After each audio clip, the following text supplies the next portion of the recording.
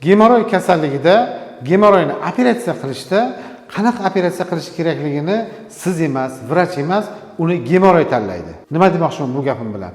Gemoroyning katta kichikligiga qarab, uning darajasiga qarab, hojatdan so'ng uning chiqib qolish kattaligiga qarab operatsiya turi tanlanadi. Ya'ni operatsiyani bizada gemoroyni 5 xil usulda operatsiya qilamiz. Traditsion, ya'ni kesib olib tashlash usulida operatsiya qilamiz. Lazer yordamida, longo yordamida, ligashur apparati yordamida hamda garmonik apparatlar yordamida gemoroy kasalligini operatsiya qilamiz. Nimaga uchun? Hamma kelgan kasalni lazer bilan qilavermaymiz yoki bo'lmasa longo qilavermaymiz. Buning katta kichikligiga qarab, uning darajasiga qarab operatsiya turi tanlanadi. Ko'pchilik keladi, doktor, menda lazer qildiraman, lazer qildiraman, lazer qildiraman. To'g'ri, lazer bilan biz ham operatsiya qilganimiz keladi. Chunki lazer bilan operatsiya qilish ancha osonroq.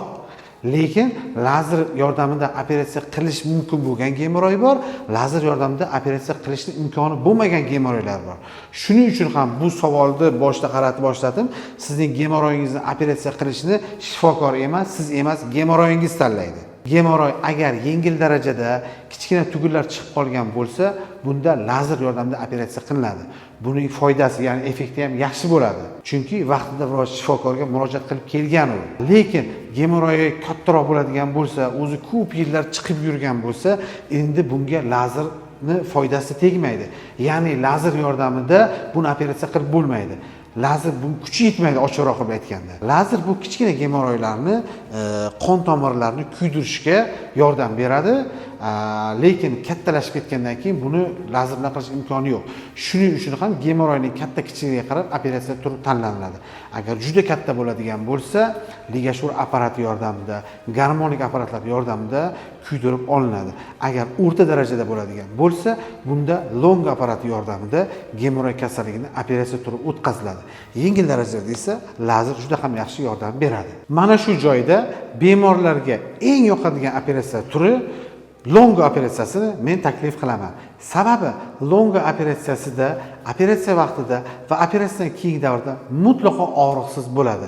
Operatsiyadan keyingi davrda anal sohada hech qanaqangi operatsiyadan keyingi chandiqlar bo'lmaydi, hatto bog'lov almashtirish, ya'ni perioska jarayonlari ham bajarilmaydi.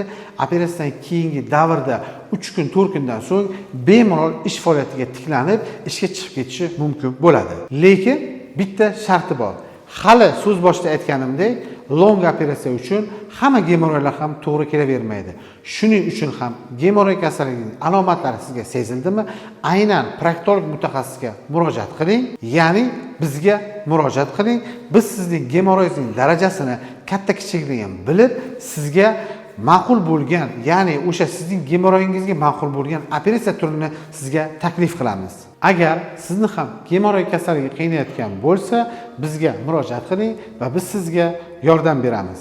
Sizda gemoroy kasalligi aynan mana shu xonada 10-15 daqiqalik og'riq usulida operatsiya bajariladi va operatsiyaning 3-4 kunlari bemalol ish faoliyatiga tiklanishingiz mumkin. Bizda bemorlarga qulaylik yaratish maqsadida shifoxonaga yotishi, ovqatlanishi, kapinsalari hamda bemorga o'tkaziladigan anal tekshiruvlari, operatsiyalari hammasi bir narxning ichiga hisoblangan va bu bemorlar uchun qulaylik yaratish maqsadida qilingan. Agar sizda ham yuqoridagi shikoyatlar, ya'ni gemoroy kasalligi bezovta qilayotgan bo'lsa, pastda raqamlarimni qoldiraman, menga aloqaga chiqing va shaxsan o'zim sizga yordam beraman.